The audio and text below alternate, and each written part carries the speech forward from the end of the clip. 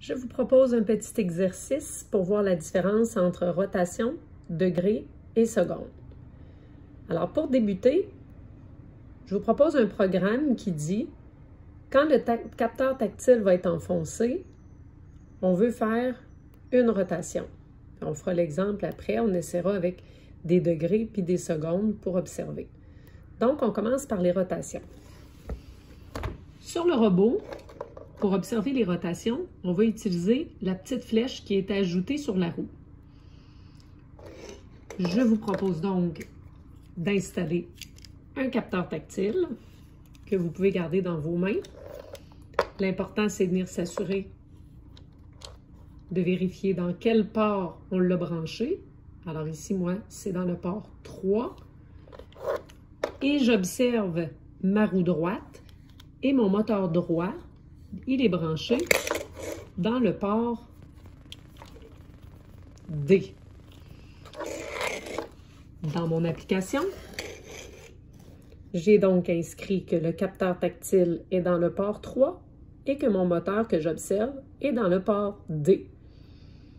Une fois que je suis prêt, je peux cliquer sur la petite flèche pour lancer le programme. Quand j'entends ce bruit-là, ça veut dire que le programme est lancé et qu'au moment où je vais appuyer sur mon capteur tactile, la roue devrait faire une rotation comme je l'ai demandé. Alors, je vais soulever mon robot de côté pour que ça avance pas pour vrai, mais qu'elle tourne, qu'on voit bien la rotation. Alors, vous voyez, chaque fois que je vais appuyer sur mon capteur tactile, la roue va faire une rotation et on peut l'observer avec la flèche. Maintenant, si au lieu de dire une rotation, je viens sur mon iPad et que cette fois-ci, je lui dis « Exécute », mais pendant 90 degrés. Alors, on observe maintenant ce qui se passe. Alors, je vais rappuyer ici pour arrêter le programme et je vais relancer le nouveau programme. J'ai entendu le bruit, je suis prête. Donc, quand je vais appuyer, il va faire 90 degrés. Alors, voyez-vous, 90 degrés, qu'est-ce qui se passe? Alors, en observant ce que 90 degrés ça donne, je vous laisse chercher comment on pourrait faire pour trouver combien de degrés on va mettre afin que la roue fasse vraiment un tour complet, donc que ce soit comme une rotation.